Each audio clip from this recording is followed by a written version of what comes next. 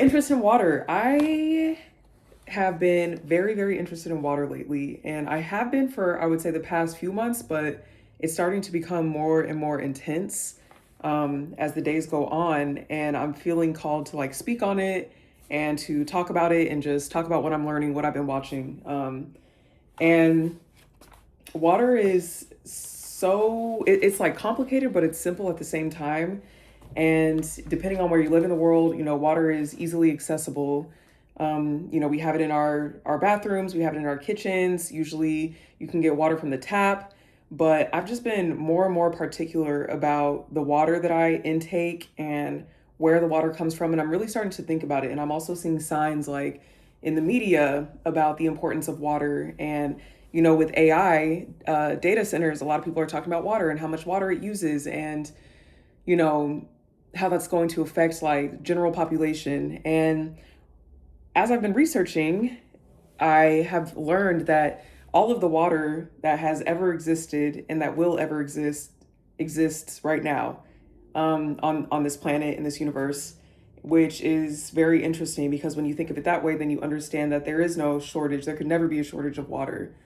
Another thing that I learned is that water cannot be man-made. It can be recycled, it can be chemically treated, add minerals, all that, rebottled, repurposed, but you cannot make water.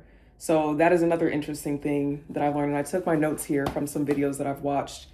Um, and then also I've learned that this is the one that really got me to thinking, I think, deep into water is I've been watching Moses Hackman, and he's married to Trisha Paytas. Many people know her, but he has a whole channel about water and about how he identifies as water and being a water being. Super out there. When I first saw that, I was like, what are you talking about? But now that I'm researching water and I'm studying it on a scientific level, metaphysical level, spiritual level, it's starting to make sense. And so these are the notes that I took. So why is water important? Water is atmosphere. So when we think about the ocean, the sky, we think about them being separate and not of the same kind when really it's all just different gradients of water, right? So if you take a fish out of water, they wouldn't be able to survive. That's not the environment that they're able to thrive and live in. If you put a human in water, we're not able to breathe in water and take the oxygen from that, and we would die immediately. So instead now of thinking of it in that box to where it's like, okay, well, water is separate from the air, I'm now seeing it as a gradient and seeing it as something that has fluid levels, if that makes sense. And so that's one thing that I've learned. Um, I've also learned that the air going on to that is an extension of the ocean. So when we measure the air, we measure that through water, like precipitation, air quality, and all that. We measure that by the quality and the amount of the water and moisture that's in the air. Okay, so that's something that was interesting for me. And then another thing that I wrote down too is viewing time as water.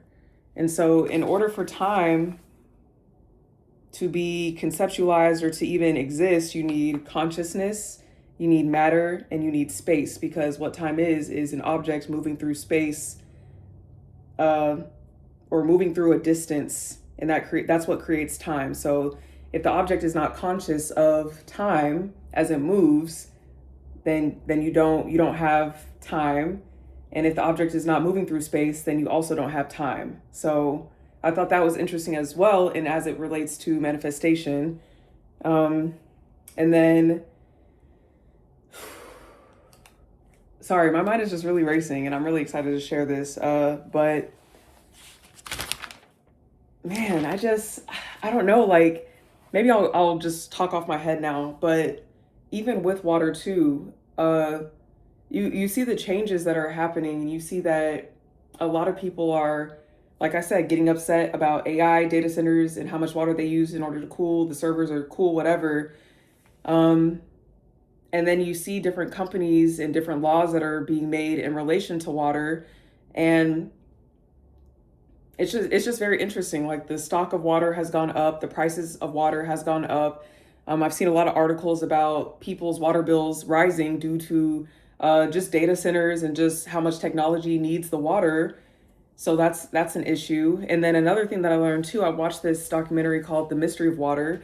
I'm halfway through it. I'm still watching it. But one thing that I mentioned too is that water is the most malleable yet the strongest force on this planet, right? So when they say that, rivers and how they flow, if you place a rock in the middle of a river, the water will flow around it. So it's malleable, it's soft in that way, but it's also so powerful that over time it will erode that rock down. And then they also gave an example of when you place asphalt over a certain area, sometimes you'll still see flowers and weeds and plants grow through the asphalt. So it's gentle enough to cultivate the life of a plant, but it's also strong enough to break through asphalt at the same time. And then I was also thinking too about us as humans. And before I even get to that, I was also thinking that with water, right, you can program water. So if you take a cup of water, or if you take, a plant that's sitting in water and you say nice things to it, or things that are positive, perceived as positive to it, it'll have a different effect than if you take a plant and say something negative to it. And another thing that I learned too, please follow me here, I'm so sorry, but another thing that I learned too is that water holds memory. So all of the water that ever existed and that does exist now and that will exist is present, and it also holds memory. So we are comprised of water and we hold memory too. So it is possible and it is plausible that we have been programmed in the same way that water can be programmed.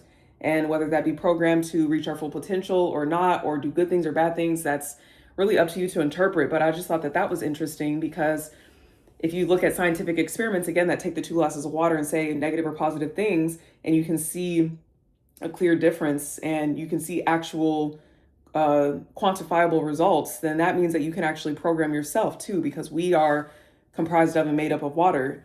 And then I've been talking a lot, so I'm just going to say one more thing. But the last thing too that I found interesting is that water means life. Like there's no life without water. That's the one thing that needs to be present in order for life to survive, right? That's why back in the day, most civilizations, actually not even most, but all civilizations were based around water. There wouldn't be a civilization out in the middle of a desert where no water was present, or where they weren't able to easily access in some way some type of water in order to live. So that's what I found interesting too, because I never thought of it that way. I don't know. I never thought about it. And water exists in space as well in different forms. Maybe it could be frozen, it could be liquid, on different planets. But the fact that water exists means that at some point, or some point in the past, or some point in the future, that life existed or will exist. So that's my fascination with it right now. I am really looking into, honestly, investing in water stocks. I'm probably late to the game with that, because everybody who knew this information, all the higher ups and the people who know things, kind of knew this information within the early 2000s, mid 2000s, and it's now starting to become a thing that the general population is starting to figure out. But that's just something that I thought was interesting. And yeah, I'm going to start sharing more of these thoughts on here. I've been very inspired by people that I've seen just sharing, and I felt the need for it. So this is me sharing it. I've taken water more seriously. Like I have in my room, we're in my room right now, I have a few fish that I keep around in water, and I love them. I've had them for a few months now. Actually, over like 6 months, maybe 6 or 7 months, I've had fish in my room. I always keep plants around that sit in water, and I write like positive notes on it, and I put let go in order to grow. What's coming is better than what has gone. So I wrote that. I also keep roses in my room as well. I always keep 1 dozen or 2 dozen fresh roses in my room just to raise the frequency. But this is information I'll speak for myself, that I did not know, that I did not learn. And I feel like not a lot of people talk about it. I don't really have anybody in my life now that I can talk to about it. So that's why I want to post these videos online, because maybe somebody will resonate or provide new information, or just maybe it'll open up somebody's mind. So yeah, that's all I have for now, you guys. Thank you for watching. If you watched this far, make sure that you like, comment, and subscribe. I'll do an update video in a couple of weeks as I research more and as I learn more. And yeah, if you have any questions or comments, drop it below. If you have any information or knowledge, definitely drop it below. I would love to hear. And I'll see you guys at the next one. Bye.